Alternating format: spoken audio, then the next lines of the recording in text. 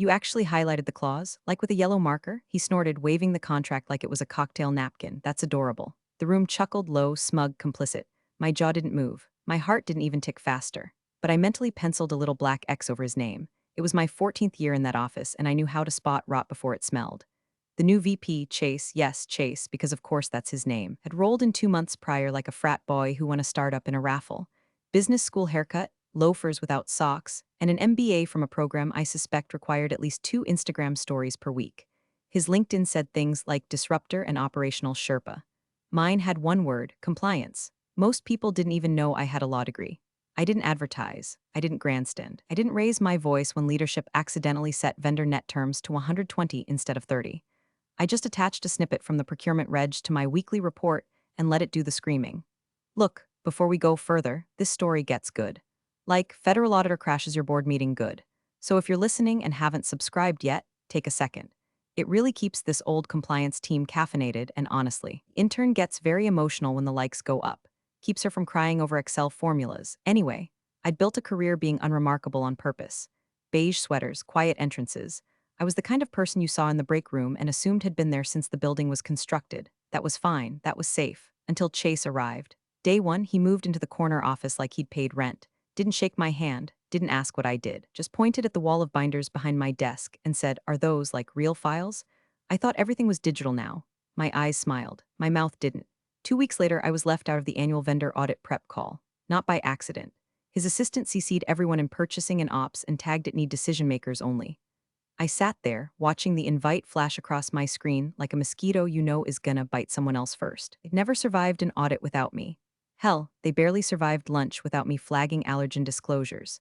Chase strutted around the floor like he'd discovered synergy. I'd watch him hold coffee cups like props, say things like "let's circle back offline," and use the word leverage like it was punctuation. I've seen goldfish with more institutional knowledge. He couldn't name a single clause in our ethics charter, but he gave a whole presentation to the board on agile integration philosophies. Still, I stayed quiet. I kept notes. And when I was pulled from the manufacturing safety subcommittee and replaced by someone who once said, "Wait, OSHA person, right?" I smiled and kept filing. My boss, Darren, was useless. An old warhorse turned show pony, more interested in golf than governance. Chase had him wrapped around his little uncalloused finger within days. It'd vanish for strategy lunches and come back reeking of whiskey and enthusiasm. I'd get follow-up emails telling me my risk assessments were overly cautious, and my documentation created friction in agile alignment. Translation: I made it harder to lie. One morning, I walked past the conference room during a core leadership sync, and Chase was mid-story about how he once closed a contract by sending a client a meme of Vince McMahon. They laughed. I walked on, printed an extra copy of the whistleblower policy, and slid it into my personal folder at home. They thought I was decoration. They forgot I had teeth. The moment was coming. I just didn't know yet it would begin with a single line, uttered between sips of coffee and ego. 7 words that would collapse their little tower of charisma and buzzwords. Compliance is just paperwork, he'd said. And when he said it, the room laughed again. But I didn't. The meeting was held in Conference Room C, colloquially known as the icebox, because the AC always blew like it was trying to refrigerate regrets. I was seated 2 chairs down from Chase, across from the new supplier rep, a man who looked like he was still nursing a Monster Energy hangover from 2013 and wore a blazer over a graphic tee that said "grind sleep." Chase was in rare form, legs kicked out, grinning like he was running a casting call for a reality show called America's Next CFO. "So walk us through your integration roadmap," he said, leaning forward like he had any idea what an ERP compliance module even was. The rep gave a half-baked pitch about modular optimization and elastic component chains, which sounded like he'd eaten a supply chain white paper and vomited it onto the table. Then he said it. "We're still in the process of getting listed on the federal vendor database, but we're confident it'll be approved in the next quarter." I blinked. A little too long. I cleared my throat. "Just to confirm, your firm is not yet approved under DFARS 252.204-7012 for handling CUI data related to defense components." The rep froze for a millisecond, then nodded slowly. "Right, but we're almost there. It's just a formality," Chase chuckled. "Come on. Compliance is just paperwork. I heard it. So did everyone else." They laughed. Light, easy. Like he'd just made a harmless dad joke instead of publicly waiving federal reporting obligations in a room full of people holding contracts tied to national supply chains. My hand didn't tremble. I didn't even blink. I just reached down, discreetly tapped my phone screen under the table, and let it capture the next 30 seconds. That was all I needed. You have to understand, in compliance, silence is our sniper rifle. You don't go screaming through the halls when someone screws up. You document, you timestamp. You let them walk into their own shadows. And in that moment, hearing him laugh about the regulatory backbone of our entire industry, I felt something old crack clean in half inside me. 14 years of we'll fix it next quarter. 14 years of being too cautious, too slow, too bureaucratic. 14 years of watching decisions get made in bars, not boardrooms, and then being asked to make it all look legal in the reports. Compliance is just paperwork. You don't recover from saying that, not when you've got 7 active contracts under GSA oversight and a half dozen procurement cycles tied to DoD grant compliance. But no one else flinched. No one else paused. The project manager to my left even smiled and said, "We'll just have legal give it a once-over." That was the moment, that right there, I realized I wasn't in a meeting. I was in a crime scene, just one where the body hadn't hit the floor yet. Afterwards, Chase gave me a little wink on the way out. "Lighten up, Barb, you worry too much." I smiled, told him I appreciated his leadership. Then I went back to my desk, pulled up our vendor database, and downloaded the active federal supplier list for Q2, confirmed the reps company was still unlisted, cross-checked their onboarding docs. 4 signatures were missing. The kicker? Someone had marked the supplier as compliant in our internal risk tracker 3 days before the meeting even happened. I opened a blank email, entered a single recipient. Investigator 1 at Ofpagov subject. Vendor on contract hash B 14927C body. Please see the attached clip from our vendor call regarding contract ID B 14927C. Attached, audio clip 614 BMP3. That was it. No sign-off, no signature block, no company footer. Just silence wrapped in a MP3 file. The moment I clicked, I felt no fear, no flutter, no heat, just clarity. Cold as the AC in room C. And from that point forward, every time Chase opened his mouth in a meeting, all I could hear was paperwork burning. I sent the email from my personal laptop in my car in the far corner of the parking garage, the level where the motion sensor lights take 3 seconds to flicker on, and the only constant noise is the low hum of a dying vending machine. I parked there often. No one else did. It was the one place in the building that didn't pretend. My finger hovered over the send button for maybe half a second, not out of hesitation, out of ritual. I was saying goodbye to something, not my job, not even my peace, just the illusion that the system would ever fix itself. Click, gone. The moment the email left my outbox, I felt a strange stillness. Not calm, not relief, like the air had paused. Like the story had changed chapters and no one else had noticed yet. I didn't have to wait long. By the next morning, a request came through per routine audit tracebacks asking for a full vendor compliance chain on any recent component partnerships tied to federal grants. It was polite, phrased like a seasonal check-in. But the document list they included? Surgical. They knew exactly what they were looking for, which meant someone had read my clip. Someone had listened to Chase's smug voice bouncing off those cheap conference room walls and thought, "Oh, that's actionable." I kept my face blank when I passed Chase in the hallway. He was complaining to our legal intern about how red tape ruins innovation. I didn't slow down. I had a folder to finish preparing, one that listed every procurement form Chase had touched since his first day, and which ones magically skipped signatures, compliance review, or both. By lunch, procurement was in a tailspin. Some senior manager in vendor relations, Margaret, sweet woman, who microwaves fish in the break room and has no idea how contracts work, emailed the entire department asking if anyone had ever requested a vendor override on contract ID B 14927C. I replied within minutes. No documented override request or sign-off exists under that contract ID. Current supplier remains non-compliant under DFARS clauses as of Q2. Per internal process flagging for review. No one responded, but I noticed Margaret walked past my desk 3 times that afternoon and didn't meet my eyes. That evening I was working late. Chase wandered by, sipping something brown from a metal thermos like he wanted everyone to know he drinks whiskey, neat even when it's just cold brew. "Hey Barb," he drawled. "Heard some noise about contract B14 whatever?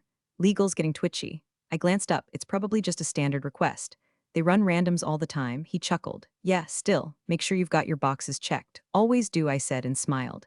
He walked away. I opened my compliance dashboard and pulled up the digital audit logs.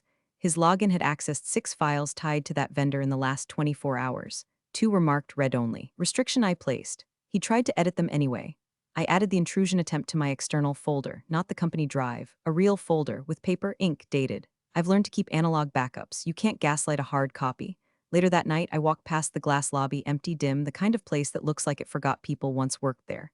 I stood there a moment, staring at my reflection in the glass. Not tired, not scared, just precise. The game had changed. I wasn't a bystander anymore.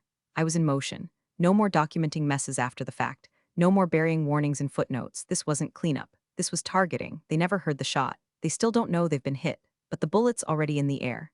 The federal inquiry notice came in with all the subtlety of a polite threat. Subject line in all lowercase, signature from a name no one recognized, and language so deliberately vague it might as well have been written in fog. Please provide clarification regarding internal protocols and compliance verification documentation for recent vendor onboarding related to Contract B 14927C. No further action required at this time. The phrase no further action is a red flag in our world. It's the kind of thing you only write when you're definitely taking further action but want to see who panics first. I watched it land in the inboxes of legal, operations, and procurement. It didn't hit mine. I only knew about it because Margaret, the fish microwaving, contract forwarding manager, had the good grace to forward it with the comment, "Thought you should see this." She didn't look me in the eye when she passed my desk, just kept walking like she hadn't just slid a live grenade under my door with a post-it on it. 20 minutes later, Chase strolled through the office holding his phone like it was a prop in a play he didn't rehearse for. "Anyone else see that weird email from the feds?" He called out, grinning. Probably just some intern trying to make a name for themselves. The room chuckled. Everything was a joke to him, even the slow tightening of the noose. That day, I noticed I was no longer on the weekly manufacturing ops sync invite. The calendar event had updated silently, attendees trimmed, no explanation. It used to be my meeting. Now I was a ghost with a desk and a nameplate no one made eye contact with. Then came the printer. I'd printed risk matrices from the same office printer for 12 years. Every Thursday, color-coded, double-sided, like clockwork. This time, the job hung, then disappeared. I walked to the printer. The little screen said, "Access denied." I tried again, same thing. Someone had removed my badge permissions just for that printer. Not the one by legal, not the one by HR, just that one. My usual one. It was petty, intentional, and exactly the kind of psychological move people like Chase think is clever, like putting a passive-aggressive note on your keyboard that says, "Clean me," and thinking it's management. I stood there a moment, alone in the humming silence of the supply room, staring at the printer like it had personally betrayed me. Then I walked back to my desk, calmly opened my personal laptop, and added a new entry to my external log, event hash 42 badge restriction on common use printer in finance pod. Timestamp, 11:13 a.m. No change requests submitted. No known security justification. I closed the file and sipped my tea. They thought they were isolating me, cutting me out, weakening my position. But the opposite was true. See, when people stop including you, they forget you're still watching. They act like you can't see what's happening. Like you don't have proxies, workarounds, allies too tired of the chaos to speak but more than willing to forward an email or send a screenshot at 7 p.m. after a couple glasses of wine. Margaret wasn't the only one. I started receiving little fragments. Slack messages, anonymous DMs, notes left under my door. Each one like a breadcrumb in a story everyone sensed was spiraling but no one dared narrate. Did you notice Chase edited the onboarding doc retroactively? Legals asking if the vendor was pre-approved. Wasn't that your call before? Procurement just scrubbed the timestamp logs. Not sure why. They were watching too. The house wasn't burning yet, but the floorboards were hot. And I'd stopped looking for exits. Now I was watching for load-bearing walls. It hit legal first. Wednesday morning, 9:02 a.m., just as the espresso machine outside their office hissed like a warning flare. A second email from the Office of Federal Procurement Audits, this one not vague, not polite, not vague or polite. It was surgical. Please provide full documentation of vendor approval workflows, internal risk assessments, and compliance logs related to Contract B 14927C. Specifically, date stamped records from 03/01 to 05/18, associated correspondence, and system login records tied to document modifications. There was no further action line this time. Just a due date, 48 hours. I watched the panic bloom through the glass walls. First, junior paralegal sprinted past me holding a legal pad like it might burst into flames. Then the GC herself stormed down the hallway, phone pressed to her ear, eyebrows in full crisis arch. 2 minutes later, my inbox blinked to life with a message from legal. "Can you confirm if you retained backup logs from Q1, Q2 vendor reviews?" I didn't reply immediately. Not out of spite, out of protocol. I opened my personal backup folder, yes, the analog one, and flipped through a stack of labeled manila envelopes until I found the one marked Q1 Vendor Integrity Chain. Inside, printed compliance checklists, annotated onboarding steps, and hard copies of 2 email threads Chase had accidentally failed to forward to legal. One of them had a red flag from me, dated March 4th, warning, supplier currently unlisted under DFARS. Approval pending. Do not onboard until confirmed. I sent the scanned copy back with a single sentence. See attached logs for requested range. Nothing more. By noon, the CTO had summoned his usual trio of whispers into his office. His door shut with a kind of finality, like a man locking himself in before the storm broke through the windows. I saw the calendar event go live. Emergency risk exposure review 6 o'clock p.m. invitees. CTO, General Counsel, VP Operations, CFO. Chase was in the room before it was even scheduled. Of course he was. At 5:47 p.m., I received a calendar cancellation for the Thursday budget allocation meeting. Agenda shift. Meeting rescheduled. Translation, we're hiding now. I stayed at my desk, didn't pack up, I waited. At 6:13 p.m., long after most of the floor had gone dark and only the vending machine's glow kept the hallway alive, I saw them emerge. The CTO looked like he'd swallowed glass. Legal avoided my gaze entirely. Chase, he still grinned, but his left shoe was untied. That man never had a detail out of place. The cracks were spreading. The next morning, I wasn't invited to the leadership status briefing either. Closed door, soundproofed, scheduled hastily. You could smell desperation on the invite. I walked to the printer, still denied, so I printed it elsewhere, and I backed up every file I'd ever touched on that contract. I copied server logs, exported login metadata, re-downloaded archived vendor correspondence, printed every version, filed it, labeled it. Then I did something new. I created a binder, not for me, for them. One section for each executive who signed off on the vendor. A timeline of edits, highlighted inconsistencies, blank approvals. One page titled Legal Risk Exposure Projected Fallout. No commentary, no analysis, just facts with timestamps. I placed it in a drawer with a single sticky note on top, if asked. By the end of the week, I'd noticed that procurement had gone completely silent on Slack. No banter, no memes, just a black hole of unacknowledged questions and invisible replies.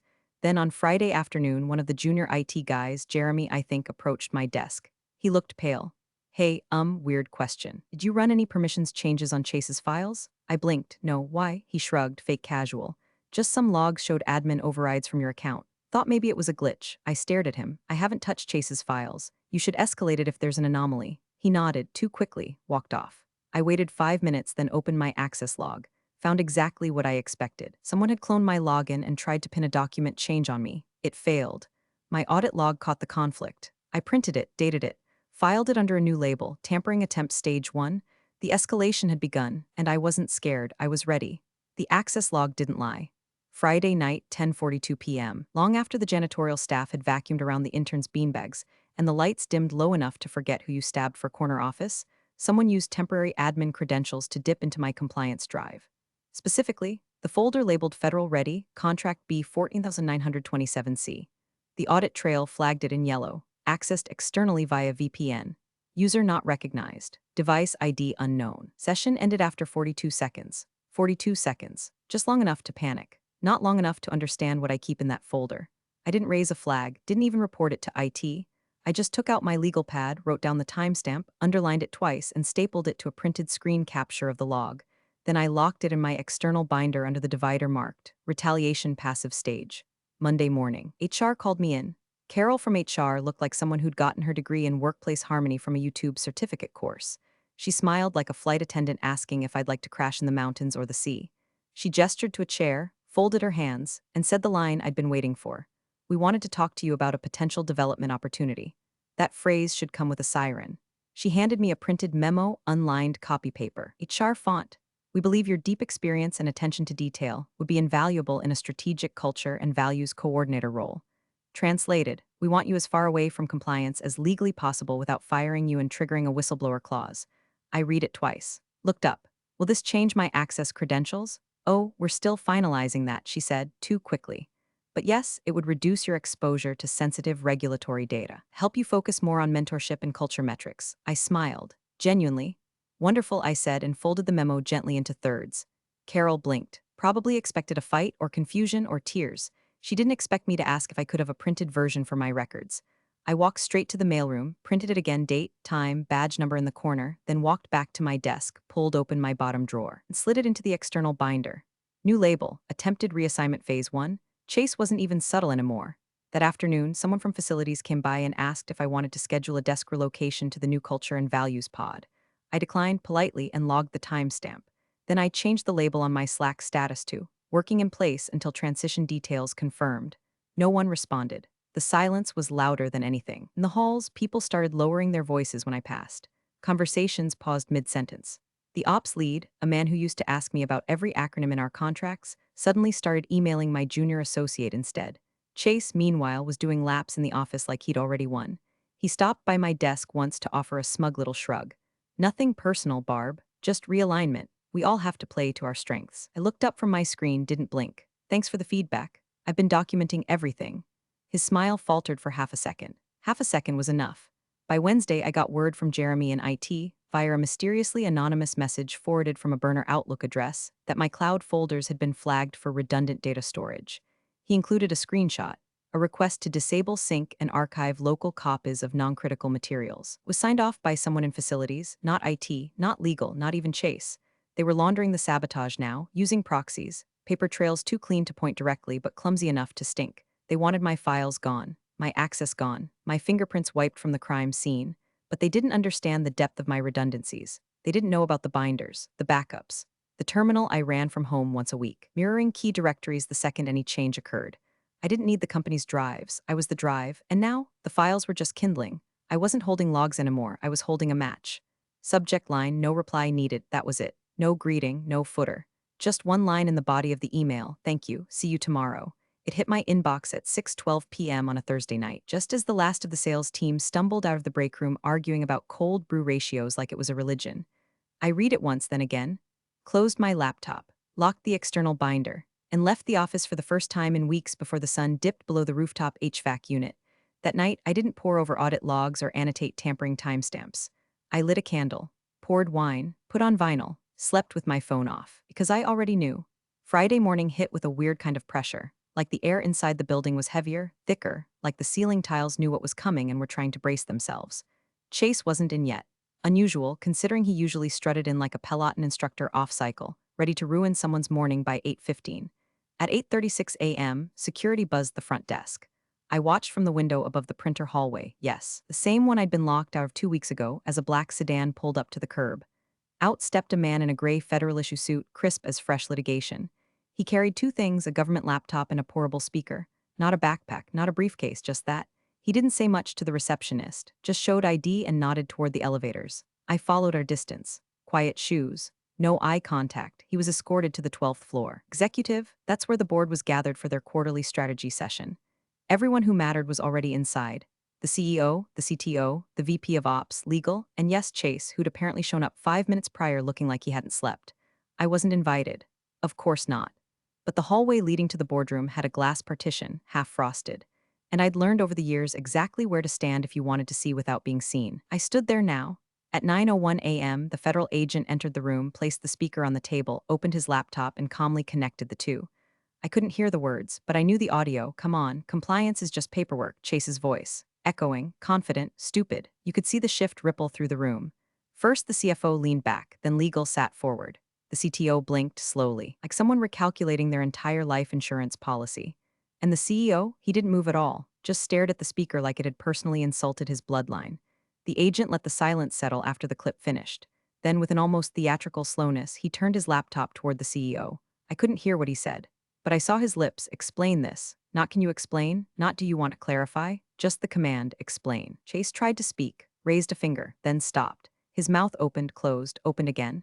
The federal agent didn't look at him, didn't even acknowledge him. Then the CEO finally moved, lifted one hand, gestured toward legal, like maybe she'd produce a miracle or an alibi or a time machine. She just shook her head. There was no defense, not for this. Not for the cascade of falsified sign-offs, the vendor approvals written in future tense, or the recorded proof of institutional negligence.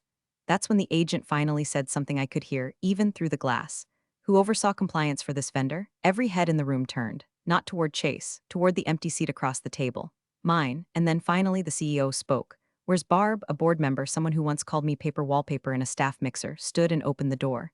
His voice was quiet, too quiet. Could you join us? I didn't smile. I didn't move fast, but I stepped into that room like I'd lived there all along. The only thing louder than the speaker on the table was the silence that followed me in. The room smelled like desperation masked in citrus, some overzealous attempt to spritz away the stench of fear with overpriced eucalyptus bergamot air freshener. But nothing could scrub what had just echoed off those glass walls. Compliance is just paperwork. The clip had finished playing, again by request, and this time no one laughed. The federal auditor, Mr. Haverson, according to the badge clipped to his belt and the subtle scowl welded to his face, closed the laptop with the slow finality of a judge slamming a gavel. He turned toward the CEO, who sat rigid, fingers tented like he thought geometry might save him. Please explain this mindset. 6 words, flat, deadpan, lethal. The CEO, Charles Ellison Roman III, yes. The kind of man who makes sure you know he's the third, blanched so hard you'd think someone unplugged his skin tone. His mouth opened like it wanted to form a rebuttal, but only found air and regret. I don't condone that statement, he stammered. It's not reflective of our values. The auditor didn't blink. Your values are not under audit, Mr. Ellison. Your practices are. That's when legal started whispering. Fast, urgent, the GC leaned over, lips near the CEO's ear, fingers jabbing softly at a folder filled with documents I could already tell were out of date. Chase sat frozen, elbows tight, that frat boy confidence drained from his pores like someone had popped him with a pin. I stood by the door, still as a statue, the room's eyes sliding toward me one by one like they'd just remembered I existed, and that they'd made a terrible, terrible mistake. Haverson turned to me.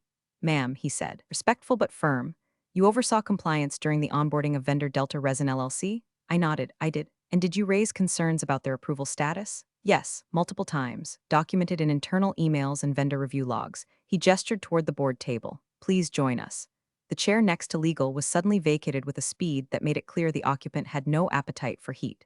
I sat, folded my hands, zipped my slim binder. Not the full external one, just the curated summary. 10 pages, no more, not a single wasted sentence. I slid it across the table. Here are the compliance assessment logs, onboarding records, sign-off trails, and the revised vendor status as of the week of March 6th. I've highlighted the flagged discrepancies and included an appendix of system login attempts associated with document edits. Haverson flipped the pages. So did the board. No one interrupted. For the first time in my career, not a single executive man in that room dared speak over me. The CTO glanced at a timestamped login attempt. Was this from your account?" I shook my head, spoofed. "Audit log caught it," I reported it internally. No response. The CFO leaned forward. "You flagged this in March," I nodded. "Correct. And no action was taken? None that I was copied on." Chase redirected the workflow through facilities. Non-compliance rated access point. That was a kill shot. The auditor closed the binder, slid it back to me with an almost imperceptible nod, and turned to the CEO. "Mr. Ellison, you will provide the full compliance chain for this vendor and any others onboarded under your VP's supervision in the last 6 months. If this mindset," he pointed back at the speaker, "is systemic, the penalties will be significant." The CEO didn't respond. He just stared at the table like maybe it would cave in and bury him alive. "Also," Haverson added, "Miss Parker, finally, someone used my name will need unrestricted access to all compliance documentation moving forward. We will be coordinating directly with her for the internal audit." No one objected, not legal, not ops, and definitely not Chase. In fact, Chase suddenly found something very interesting on the floor, as if maybe the carpet pattern would teach him how to avoid prison. The meeting moved on without him. As I stood to leave, the auditor gave me a quiet nod. Not gratitude, not even approval, just recognition. I was no longer paper on the wall. I was the one holding the receipts, and they knew it. They didn't even have the decency to wait until Monday. Friday, 4:41 p.m., 20 minutes before close of business. Just enough time for the announcement to hit like a bomb and leave everyone to stew in it over the weekend. A formal HR bulletin landed in inboxes across the company. Effective immediately, VP of Operations Chase Whitaker is placed on administrative suspension pending a third-party investigation into federal compliance violations. Questions may be directed to legal or the interim compliance oversight chair. No email signature. No thank you for your service. Just a digital guillotine, clean, sterile, and final. My name wasn't in the body of that email, but everyone knew who the interim chair was. I walked the floor like a ghost turned solid. People looked up from their screens and then quickly down again. Conversations stopped mid-sentence. Slack channels fell into eerie silence. Chase's office door was closed, but the light was off. By 5:05 p.m., his nameplate was already gone. He never even packed his things. That night, as I passed his old glass-walled kingdom, I paused for a moment, hand brushing the doorframe. I remembered the first time I stood in that same spot, ignored, underestimated, invisible. Now, the office was empty, but the system was active, rebooting. Down the hall, the printer room door beeped open on the first try. My badge worked again. Not a word, no apology, no official reinstatement notice, just quiet reaccess. Like the company hoped I'd forgive the attempted exile if they gave me back a functioning card reader and didn't make eye contact. I printed exactly one thing, my audit plan. 17 pages, indexed, time-stamped, annotated with a clause from the Code of Federal Regulations right at the top. As per 48 CFR Section 52.203-13, we are obligated to report any credible evidence of misconduct. That line had been laughed off by people like Chase for years. Too long.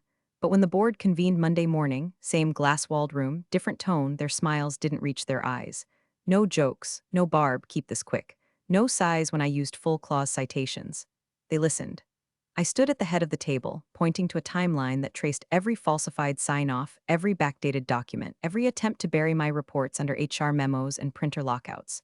I explained how vendor approval chains had been rerouted through departments with no regulatory training.